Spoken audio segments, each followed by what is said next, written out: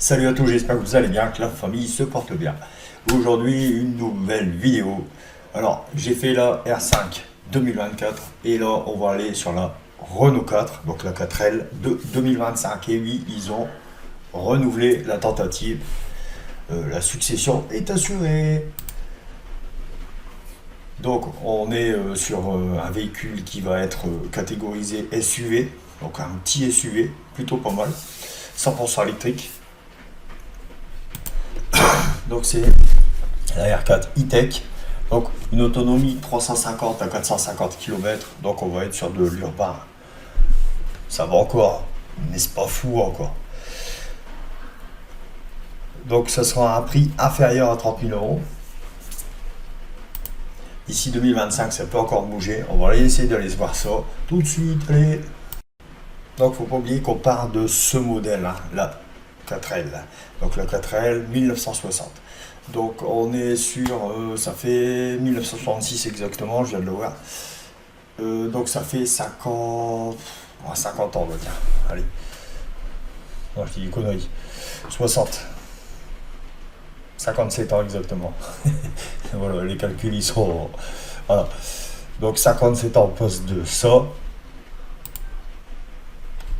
À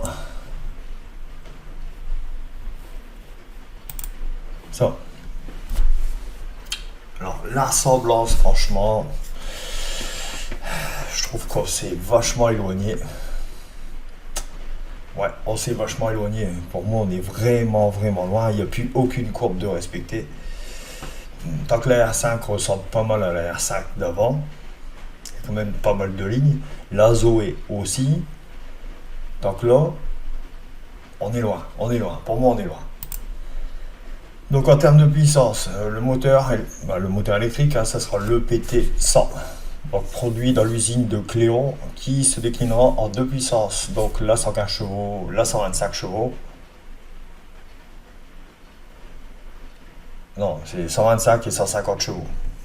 Donc c'est le moteur de base, il fait 115 chevaux, il a été recalibré à 125 chevaux en entrée de gamme et à 150 pour la version supérieure. Donc 125 et 150 chevaux.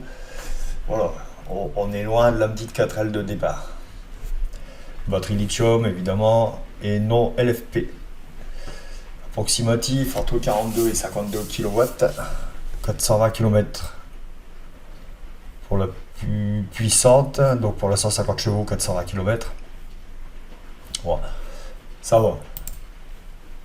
Donc la R5 elle est produite à l'usine de Douai. La R4 sortira des chaînes de fabrication de Maubeuge. Donc ça reste encore dans les routes de France, on va dire. Donc là, le prix d'appel se situera aux alentours de 29 000 euros. Par rapport aux 24 800 euros de la R5, on est un peu loin. Mais on voit que le véhicule, il est un peu plus conséquent. Proche de celui d'un Captur TDE 160 chevaux DC ou hybride 145 chevaux.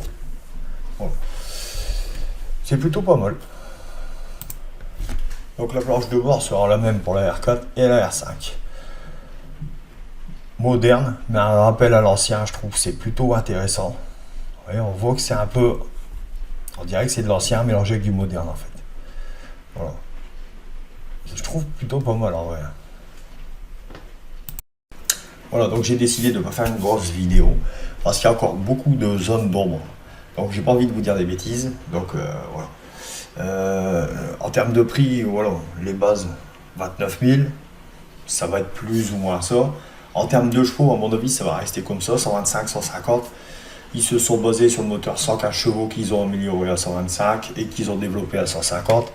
Donc je pense que ça va rester comme ça. La date de sortie, comme d'habitude, ça reste assez aléatoire. Ils me disent 2025, mais ça peut être au début, milieu, fin. Donc voilà. J'espère que vous avez aimé cette vidéo. Allez, salut!